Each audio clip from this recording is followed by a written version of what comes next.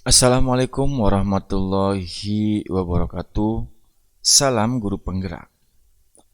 Perkenalkan, saya Muhammad Saiful, CGP Angkatan 9 Kabupaten Cirebon dari SMP Negeri 2 Karangsembung. Akan memaparkan tugas 1.1.A.8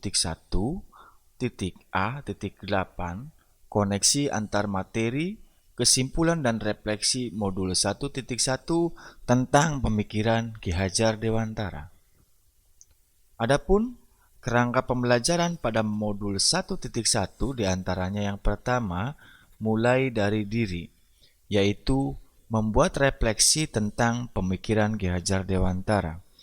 Yang kedua, eksplorasi konsep, yaitu untuk memperdalam pemahaman kita mengenai konsep pendidikan Ki Hajar Dewantara.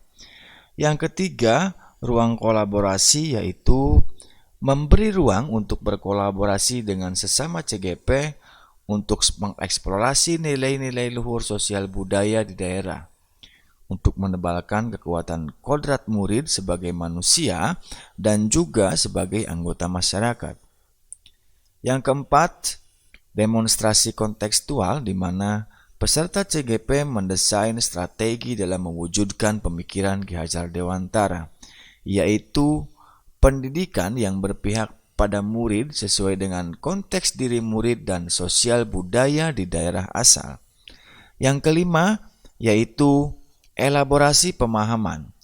Dilakukan dengan menuangkan berbagai pertanyaan mengenai refleksi filosofis pendidikan nasional Ki Hajar Dewantara yang akan dibahas bersama instruktur. Yang keenam adalah koneksi antar materi, yaitu membuat kesimpulan dan juga refleksi pengetahuan dan pemahaman baru yang dipelajari dari pemikiran Ki Hajar Dewantara.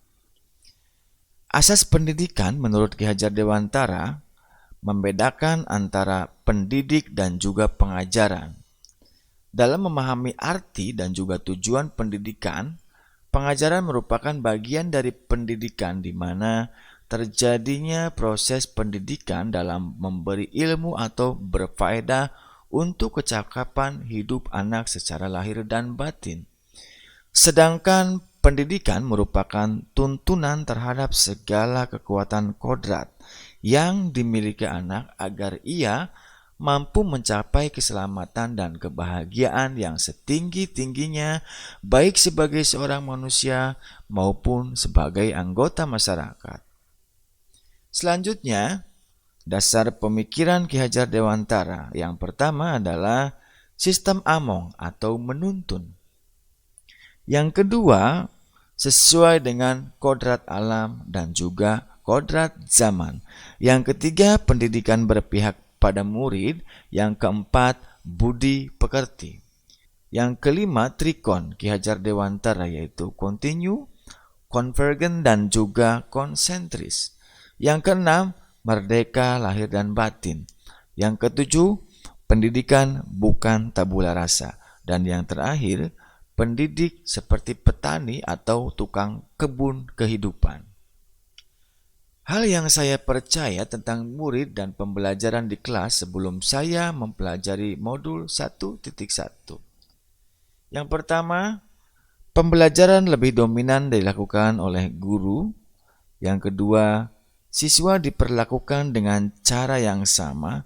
Dan yang ketiga, sering mengeluh jika banyak siswa yang tidak tuntas telah diberikan evaluasi. Yang keempat, ketuntasan belajar siswa dilihat dari nilai KKM dan aspek kognitif saja. Yang kelima, pembelajaran lebih banyak dilakukan dengan membaca dan menulis saja. Dan yang terakhir, ketuntasan penyampaian materi itu lebih penting daripada memahami karakter siswa.